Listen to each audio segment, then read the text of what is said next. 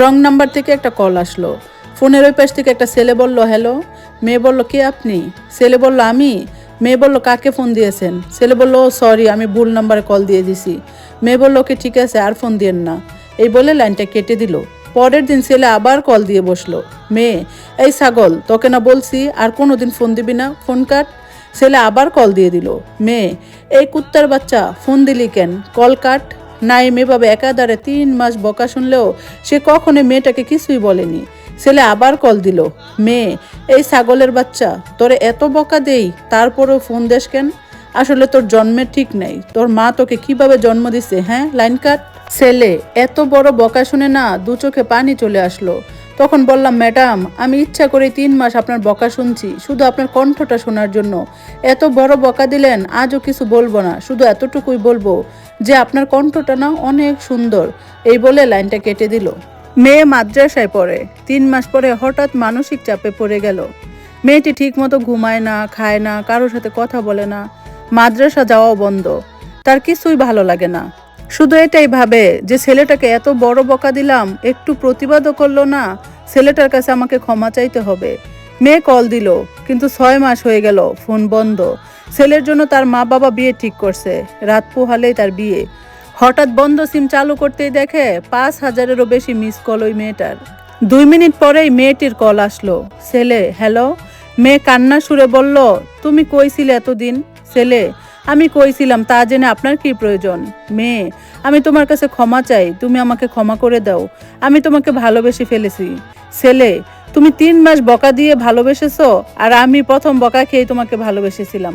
ঠিক আছে, ক্ষমা করে দিব যদি তুমি আমার বিয়েতে আসো। মেয়ে, কি করে আসবো, কাল তো আমারও বিয়ে। বিয়ে শেষে ক্লান্ত অথচ আনন্দে ভরা পরিবেশে বউ নিয়ে ঘরে ফিরল ছেলেটি।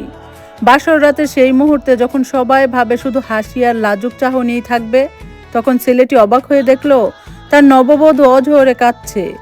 ছেলে আস্তে করে জিজ্ঞেস করলো, এত কাঁদছো কেন গো, আমি কি তোমাকে কোনো কষ্ট দিলাম? মেয়ে ভাঙা গলায় উত্তর দিল, না গো, তুমি কিছুই করনি, শুধু একটা অনুরোধ আছে তোমার কাছে। বিয়ের আগে আমি এক ছেলেকে টানা 3 মাস অকারণে বকা দিয়েছি। সে কখনো প্রতিবাদ করেনি, শুধু চুপচাপ আমার গালিগুলো সহ্য করছে। সেই ভুলের বোঝা আমার বুকের ভিতরে এখনো পোড়াচ্ছে। আমি যদি তার কাছে একবার ক্ষমা চাইতে না পারি, তবে তোমার সাথে একবারে নিখুঁতভাবে সংসার করতে পারবো না। ছেলেটি একটু হেসে মেয়েটির হাত নিজের হাতে নিল। চোখে জমে থাকা অশ্রু মুছে দিয়ে বলল, ও আমার প্রাণ, যার কাছে তুমি ক্ষমা চাইতে চাও সেই সৌভাগ্যবান মানুষই আমি। মেয়েটি থমকে গেল, বিস্ময়ে তার চোখ ভরে উঠল।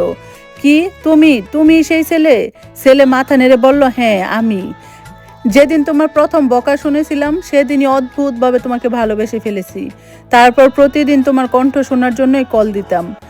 আর আজ আমার আল্লাহর কি অশেষ রহমত, দেখো তুমি আমার জীবনসঙ্গী হয়ে এসেছো। একথা শুনে মেয়েটি হাউমাউ করে কেঁদে উঠে ছেলেটির বুকে মুখ লুকিয়ে দিল। সে বলল, তাহলে আমার জীবনের সবচেয়ে বড় ভুলটাই হয়ে গেল আমার জীবনের সবচেয়ে বড় সৌভাগ্য। সেই রাতেই তারা বুঝে গেল, ভালোবাসা শুধু মিষ্টি কথায় নয়, ধৈর্য আর সহনশীলতার মাঝেও লুকিয়ে থাকে। ওদের জীবনের প্রথম রাতটা কেটে গেল ভালোবাসার গল্পে, কৃতজ্ঞতায় আর আল্লাহর অশেষ শুকরে। যে ভুলের শুরু থেকে পথ চলা, সেই আজ সুখের সবচেয়ে বড় ঠিকানায় পৌঁছে দিল। গল্পটি কেমন লাগলো অবশ্যই জানাবেন, আর এত সুন্দর সুন্দর গল্প শুনতে সবসময় পাশে থাকবেন। আজকের মতো আল্লাহ হাফেজ।